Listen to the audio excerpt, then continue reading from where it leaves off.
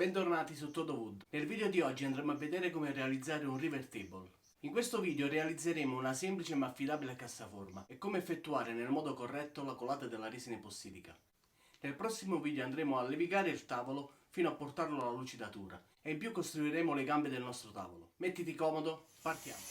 La costruzione dello stampo preparando una base di 75 cm per 52 cm e due fasce da 6 cm per 52 cm. Preparerò soltanto due fasce per la cornice esterna, perché credo che questi tavoli risultino molto più particolari e belli quando si ha la possibilità di lasciare tutti e due i bordi non rifilati, quindi al naturale. Per questo motivo, per tracciare e tagliare con precisione le tavole alla misura desiderata, sfrutto una base dello stampo.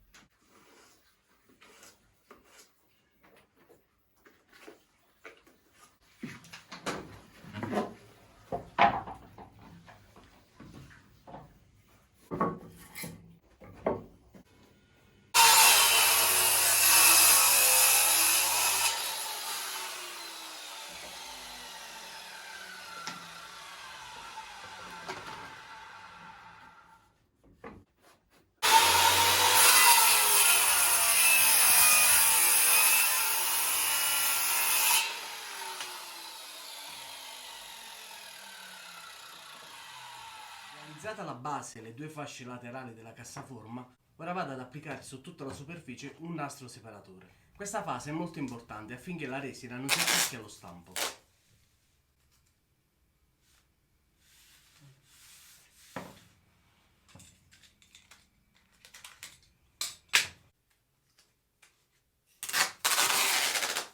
Non sovrapporre il nastro distaccante, ma affiancalo semplicemente.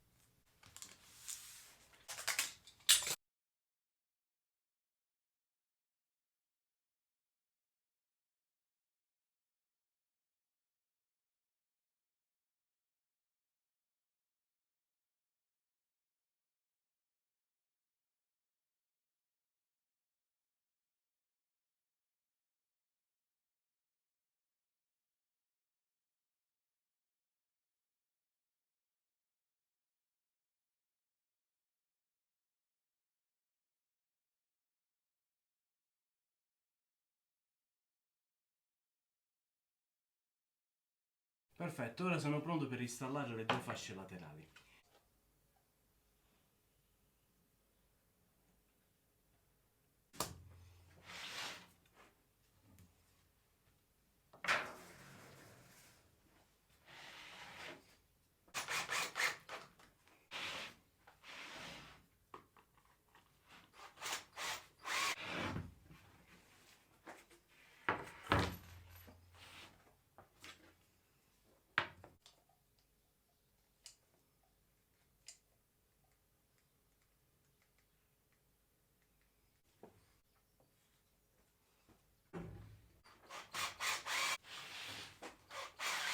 Ho rialzato e messo in bolla la cassaforma. Ora vado ad inserire le tavole. Per impedire che la resina venga fuori dallo stampo, applico un filo di silicone sulle tavole prima di inserirle nella cassaforma.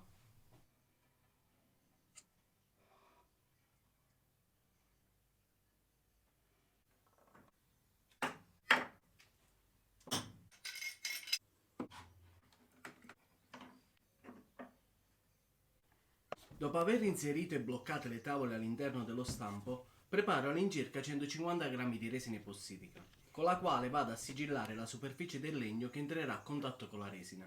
Questo passaggio è fondamentale perché previene una perdita di materiale e la formazione di bolle. Verso uno strato di 2-3 mm anche sulla base dello stampo. Questo mi permetterà di annullare eventuali camere d'aria che si possono creare tra lo stampo e le tavole. E in più mi aiuta a controllare che lo stampo non abbia perdite. Sono passate circa 24 ore, ora preparo la resina epossidica per la colata principale. A differenza, per questa colata andrò a utilizzare la resina epossidica Epodex Pro Più, adatta a colata da 0 a 5 cm di spessore. E nonostante il mio tavolo sia spesso soltanto 3 cm, effettuerò questa operazione in 2 colate. Questo perché siamo in piena estate e con una temperatura al di sopra dei 30 gradi preferisco effettuare questa colata con molta calma. Per prevenire la formazione di bolle durante le fasi di miscelazione dei due componenti, un piccolo trucco è quello di versare la resina direttamente sulla bacchetta di miscelazione e di miscelare i due componenti delicatamente, striando con la bacchetta di miscelazione sia il fondo che le pareti del contenitore. Mescolo i due componenti fino a quando la miscela di resina indurente non presenta più striature ed è completamente trasparente. A questo punto aggiungo il colorante e finalmente siamo pronti per la colata.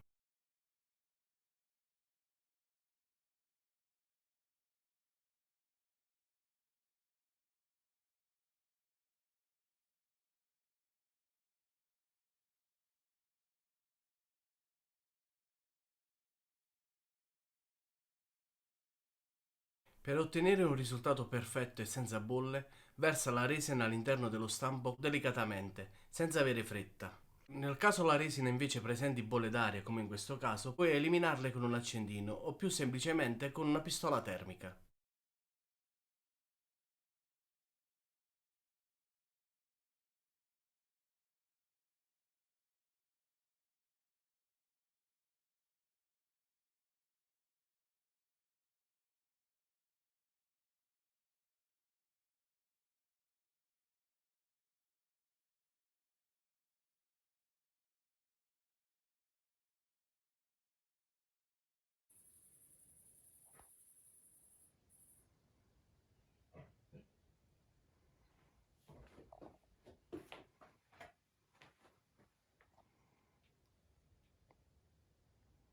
Per questo video io mi fermo qui e vado a farmi una birra. Tu se il video ti è piaciuto fammelo sapere lasciando un like. Se hai domande lasciami un commento, sarò lieto di risponderti quanto prima. Se sei interessato a provare i prodotti che ho usato in questo video, ti lascio qui sotto un codice sconto che è valido su tutti i prodotti della linea Epodex.